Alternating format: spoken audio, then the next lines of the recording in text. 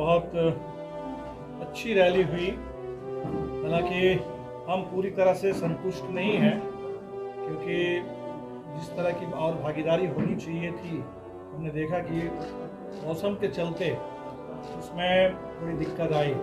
हमारे लोग तो बड़ी रैलियों में एक दिन पहले से आना शुरू करते हैं, और जो भी दूर दराज से हमारे साथी आए थे 2 तारीख रात को ही गांधी मैदान में डेरा डाले हुए थे, और जाहिर सी बात है कि बरसात के लिए कोई तैयारी नहीं थी और बहुत लोगों को तकलीफ हुई। भाकपा माले के राष्ट्रीय महासचिव दीपांकर भट्टाचार्य ने बुधवार को मीडिया को संबोधित करते हुए कहा कि 3 मार्च को जो रैली हुई थी उसमें हमारी संख्या ज्यादा थी।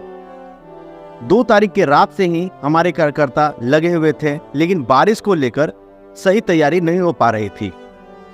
बारिश के कारण बहुत लोगों को दिक्कत हुई। वहीं 3 तारीख को जो सुबह में जोरदार बारिश की स्थिति पैदा हुई थी, इसके कारण भी बहुत सारे लोग नहीं पहुंच पाए।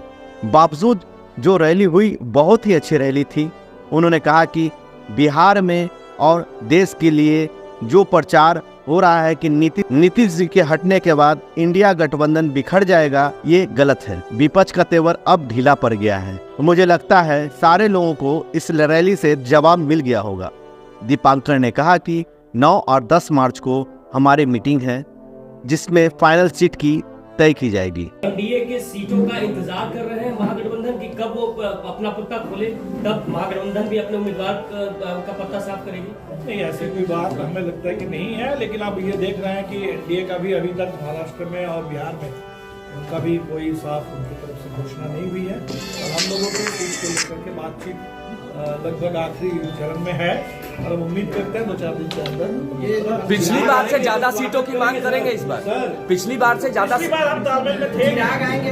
ये बिहार में तो आप लोगों को बिल्कुल जानकारी है, 2019 के चुनाव में हम महागठबंधन में नहीं थे। उन्होंने कहा कि हमारे पास जानकारी है कि झारखंड में सीट शेयरिंग करीब हो गया है। झारखंड के कोडरमा सीट से हमारा उम्मीदवार रहेगा। अगर बिहार की बात की जाए तो आखिरी चरण में बातचीत की जाएगी। बिहार में बातचीत कार्यक्रम जारी है। 9 और 10 मार्च को हमारी मीटिंग है, इसके बाद ही कुछ कहा जा सकता है। उन्होंने कहा कि जनता ने जो विश्वास 3 मार्च को रैली में जो जन सैलाब उभरा है, उस हिसाब से बिहार में हम लोगों को सीट तय करना चाहिए। हम लोगों को पूरा भरोसा है कि बिहार और झारखंड और उत्तर प्रदेश और महाराष्ट्र में 2019 में जो चुनाव का परिणाम आया था उससे काफी अलग होगा। 2020 में हम लोग पहुंच गए थे, उससे ज्यादा ही इस बार सीट लाएंगे। पूरे देश में बदलाव का अगुवाई बिहार करेगा। उन्होंने भी तो परिवारवाद किया है, आप इसे कैसे देखते हैं? नहीं, हमें लगता है कि अगर बेटे हैं तो है, बिल्कुल फैक्ट है।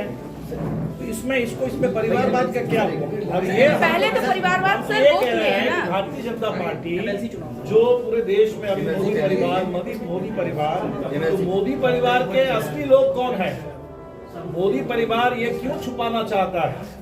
ये जो कॉर्पोरेट में जो 100 करोड़, हजारों करोड़ भारतीय जनता पार्टी को देने वाले लोग, इनके ऊपर क्यों पर्दा डालना चाहते हैं?